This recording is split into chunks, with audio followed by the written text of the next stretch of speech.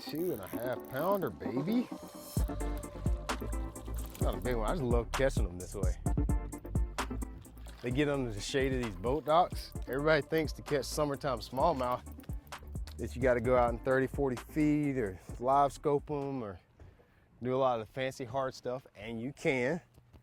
But you know me, I got all that technology on my boat, but I really enjoy catching fish doing visual targets. I just really like doing that. That's one of my favorite things to do. I'm gonna show you right here in this video what I look for summertime smallmouth using visual targets. Ow! It's gonna be fun. Real simple fishing I'm about to show you right here. So this is what we're doing. I'm actually out here, I'm just fishing a soft plastic stick bait, and I'm casting it at the shadows of moored up boats. I call them moored up boats up here in New York and in the northern country. Back home, they're anchored up. All these boats that you see scattered out here are anchored up. Yeah. Now, that does two things. You got a moor, which is basically a concrete piling or concrete block on the bottom of the lake. And it's got a chain that runs up to this buoy, which is a piece of structure. And then that buoy is where people connect their boats to. That way they don't have to beach their boats on the bank and get it all beat up. It just sits out here in the middle of the lake and floats around. When they want to get in, they get in their dinghy and they go out and fish it. Well, the boat creates a shadow, almost like a dock. So these looks like just sailboats and party boats out here, but they really kind of function in the same way that docks do.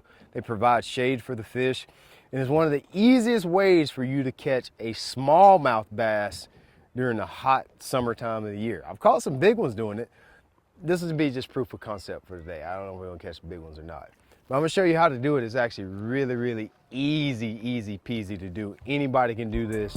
You don't have to be that accurate of a caster like you do on a dock. There's a lot less to hang up on, and you can catch some monster smallmouth doing this. Let me show you how we do it.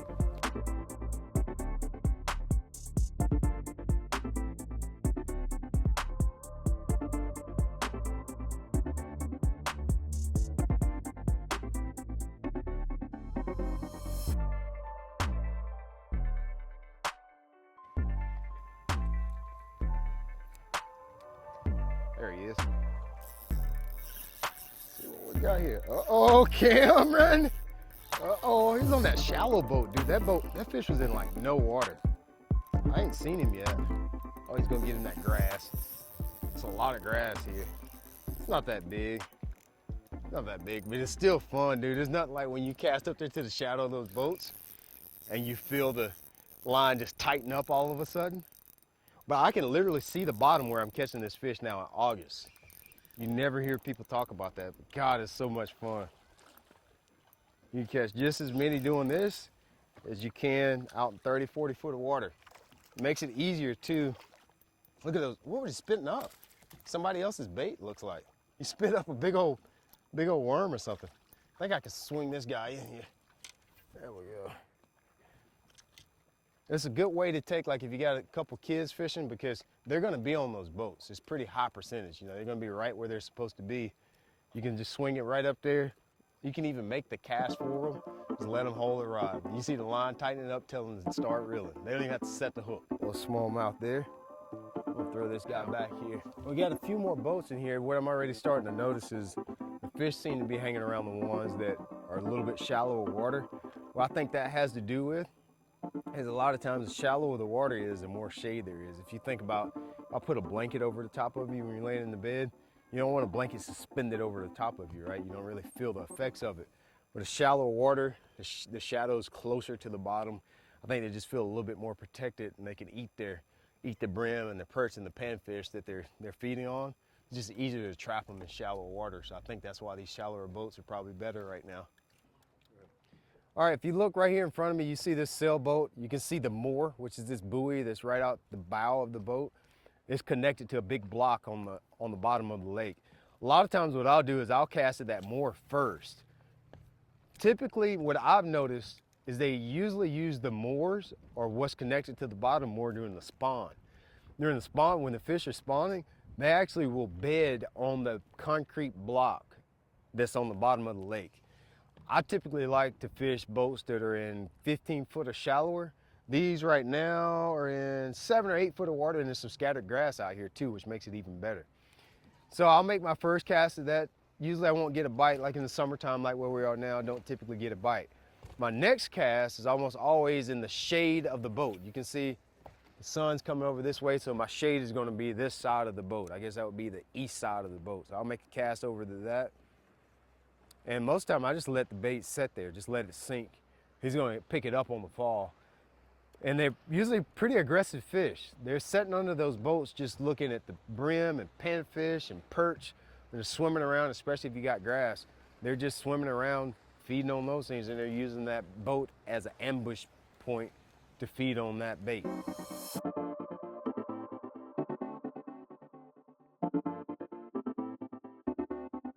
That might be a big one. Tube! On a tube out here in the middle. It's like, I guess it's like a few rock piles or something out here. I was trying to work my way to the next structure, the next floating dock. I just kept casting. Usually I won't even cast in between docks. Oh boy, they're always acrobats. That's how I love about smallmouth. Where I live, where you got spotted bass, they just dig. With smallmouth, they're gonna dig and they're gonna jump. I probably should drag all the way down through here. We might catch quite a few. Look at them jump. Look at them jump. Let's see if he may jump again. Dang, he still got some. There he comes up.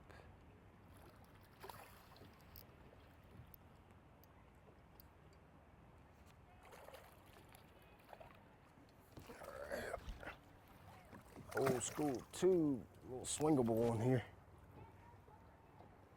I might do that. Just keep the boat in about 10 foot of water and just throw that tube out and drag it along the bottom right here. A little bitty guy there.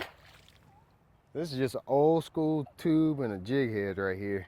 I was just dragging it on the bottom. We're in like 12 foot of water. It's a good clean rocky bottom down here. Anytime you got a good clean bottom, smallmouth like grass too. Nobody talks about that much. But especially like a rocky bottom like this, they're gonna hang around any kind of consistency. If you happen to drag it around like a boulder or something. But if you got grass, they'll also get in the sandy areas in the middle of the grass too. To kind of get hooks all in your face.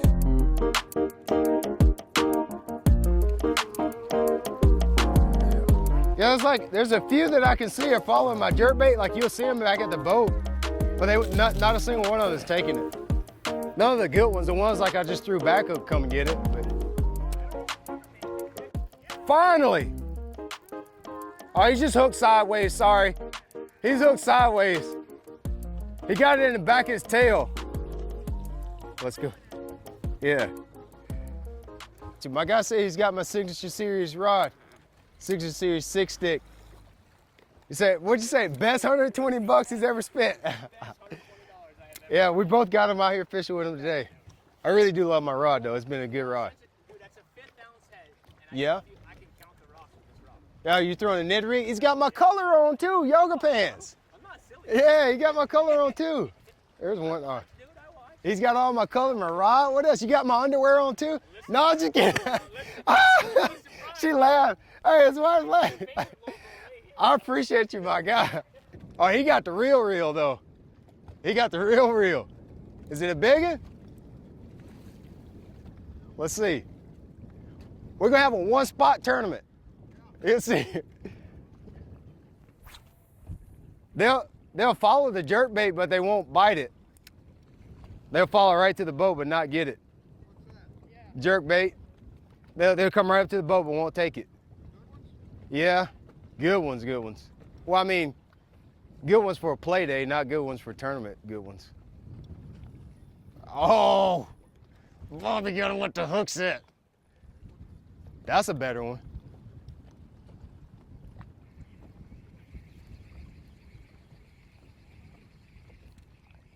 I hear a little bit of drag. I don't hear a bunch.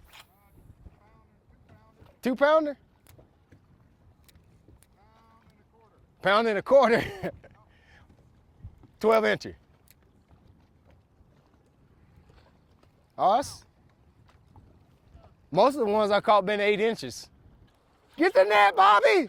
Oh, Bobby!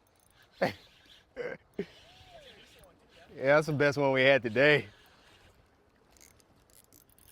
Get the net for me, Bobby. Get the net for me. That's the best one we had all day, dude. Yeah, I mean, it's not that big. It's like a 3-pounder. Bobby wouldn't even get the net for me. Actually, that is a good one. He is a good. I do all that jerk bait, and I've been jerking for like an hour. Couldn't get one to touch it. If you hadn't called me, I would have never caught one, probably. No, seriously, I hadn't really. I fished a little bit, but I hadn't really caught that much today. Oh, got that one on the drop shot on my new color, Purple Rain, and the SMH worm.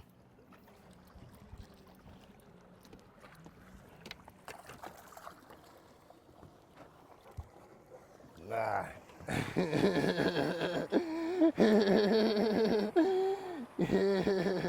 Ain't nothing wrong with them kind, huh? Give it to me, young blood. Give me some, young blood. I've got a picture since I've been here. Give me a picture. Okay. I hadn't got no pictures. Just cell phone pictures fine. Oh, hold on. Oh. Cool.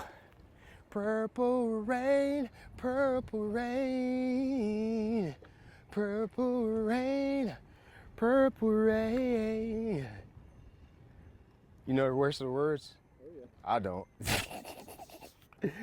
Purple rain, SMH, baby.